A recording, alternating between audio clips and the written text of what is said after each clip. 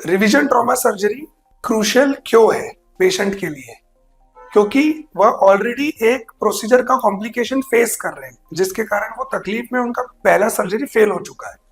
और ऐसे कौन से फैक्टर्स हैं जिससे रिवीजन ट्रॉमा सर्जरी करने की जरूरत पड़ती है? क्यों पहली सर्जरी में कॉम्प्लिकेशन हुआ, जैसे कि इन्फेक्शन, हड्डी नहीं जुड़ना, हड्डी गलत जुड़ना, और ऐसे कौन से कॉम्प्लेक्स चीजें हैं और टेक्नोलॉजी है या क्रूशियल स्टेप्स है या प्लानिंग है जिससे रिवीजन ट्रॉमा सर्जरी का आउटकम चेंज हो सकता है और आपको बेटर रिजल्ट्स मिल सकते हैं।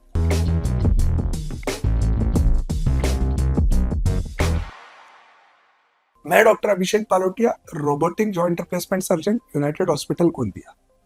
मेरा ट्रेनिंग लंदन में पूरा हुआ है। मैं हमेशा जॉइंट रिप्लेसमेंट के फील्ड में जो भी जानकारी मैं आपको दे सकूं या जो भी एडवांस टेक्नोलॉजी में ला सकूं जिससे मेरे पेशेंट्स को फायदा हो, मैं हमेशा कोशिश करता हूं कि मैं वो जानकारी आप लोगों को मेरे वीडियोस के माध्यम से दे पाऊं। अब सर्जिकल प्लानिंग के बाद होता है इंट्रा ऑपरेटिव चैलेंज।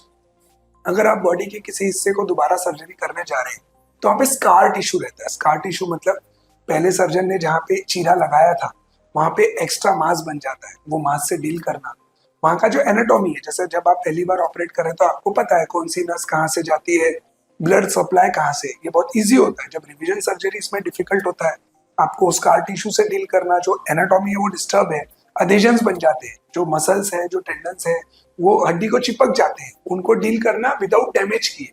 अगर आप बहुत एग्रेसिवली डील करें तो डैमेज हो जाएगा। अगर आप इन्फेक्टेड पेशेंट में डील कर रहे हैं इंट्रा ऑपरेटिवली तो आपको समझना पड़ेगा कौन सा टिश्यू इन्फेक्टेड है। जो खराब बोन है, जो बोन खराब हो चुका है, जो इन्फेक्ट है, वो आपको रिमूव करना है। उसका एक लिमिट है, तो आपको बैलेंस करके जितना जरूरी है उतना निकालना है, बचे हुए हिस्से को सफाई। जो आप सफाई कर रहे हैं इन्फेक्शन के लिए, डिब्राइडमेंट, वो बहुत प्रिसाइज और मेटिकुलेट होना चाहिए, क्योंकि अगर थोड़ा भी इन्फेक्टेड टिश्यू हुआ रह गया तो आपका सेकेंड सर्जरी अगेन उसके कारण फेल हो जाएगा। इंट्रा ऑपरेटिवली एक जो चैलेंज आता है कि पेशेंट को बोन वीक हो जाता है, क्योंकि पेशेंट का 1 साल पहले सर्जरी हुआ, पेशेंट 1 साल से चल नहीं रहा है, जॉइंट का मूवमेंट नहीं हो रहा है, स्टिफनेस है, अधेजन्स है। तो ऐसे पेशेंट से आप बहुत एग्रेसिवली जब टिश्यूज को मैनिपुलेट करते हैं तो you can create more fractures. आपके हाथों से भी फ्रैक्चर क्रिएट हो सकता है। You have to be prepared for that. आपको आपकी टीम को समझाना पड़ता है, we need to go slow, we will take time, we have to do a very fine work, कि जो मसल्स है, जो बोन्स है, उनको बहुत माइन्यूटली हैंडल करना पड़ता है। तो जाके वो सर्जरी होता है। और सबसे इंपॉर्टेंट पार्ट रिवीजन सर्जरी में जो असेप्टिक मेजर्स है, साफ सफाई, कहीं से कुछ कंटेमिनेशन ना हो, इसका आपको बहुत ध्यान रखना है, क्योंकि पेशेंट का ऑलरेडी एक सर्जरी फेल हो चुका है। सेकेंड सर्जरी में जो भी चीजें आप यूज कर रहे हैं, it should be clean, it should be neat, there should not be any contamination कि पेशेंट को इन्फेक्शन डेवलप हो, क्योंकि उसके बाद पेशेंट का होप खत्म हो जाएगा अगर ऐसा होता है तो ये सारे इंट्रा ऑपरेटिव चैलेंजेस को हम जब डील करते हैं, we give a very good result. और उसके बाद हम जब सर्जरी करते हैं देन पेशेंट डू वेल। मेरे चैनल को लाइक करें, सब्सक्राइब करें, बेल आइकन को दबाएं कि ऐसे कोई भी वीडियोस जिसकी जानकारी आपके लिए हेल्पफुल हो सकती है, सहायतापूर्ण हो सकती है, आपको इसका नोटिफिकेशन मिल जाए। रिवीजन ट्रॉमा सर्जरी के पेशेंट्स का जो पोस्ट ऑप केयर है, रिहैब है, ये एक रूटीन ट्रॉमा पेशेंट से काफी अलग होता है, क्योंकि इसमें हर पेशेंट अलग है। किसी पेशेंट में आपने कुछ ऐसा किया है जिसमें आप वेट बेयरिंग अलाउ कर सकते हैं, पेशेंट को चला सकते हैं। कई बार कुछ पेशेंट्स ऐसे रहते हैं जिनका बोन्स बहुत वीक है, बहुत फ्रजाइल है। ऐसे पेशेंट्स में आपको ऑस्टियोपोरोसिस को ट्रीट करना है स्पेशल हार्मोनल इंजेक्शन से, और ऐसे पेशेंट्स को 2-2.5-3 महीना आपको रेस्ट बताना पड़ता है। तो ऐसे पेशेंट्स में बेड साइड मोबिलाइजेशन, उनको बेड में कैसे बैठाना, कितना जॉइंट को मूव करना है, किसी पेशेंट्स में आप 40 डिग्री, 60 डिग्री, 90 डिग्री, और it's a long process. Normal patients में it's a 1 month process, but in a revision case it might take 3 to 6 months time. तो उनको बताना पड़ता है नीड ऑफ फिजियोथेरेपी।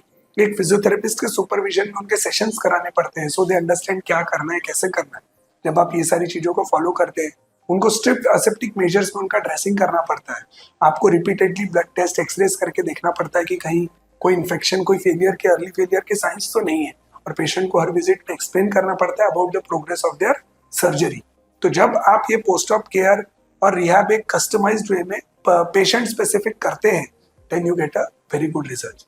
तो overall in conclusion, revision trauma surgery ये समय के साथ बढ़ रहा है because of multiple factors. Index surgery properly नहीं होने के कारण, या पेशेंट स्मोकिंग, पेशेंट को डॉक्टर ने बोला कि आप स्मोकिंग छोड़ दीजिए, पेशेंट नहीं छोड़ रहे, obesity, hormonal diseases, bones weak हो रहे, विटामिन डी डेफिशिएंसी, ये सारे रीजन से failure rates are going up.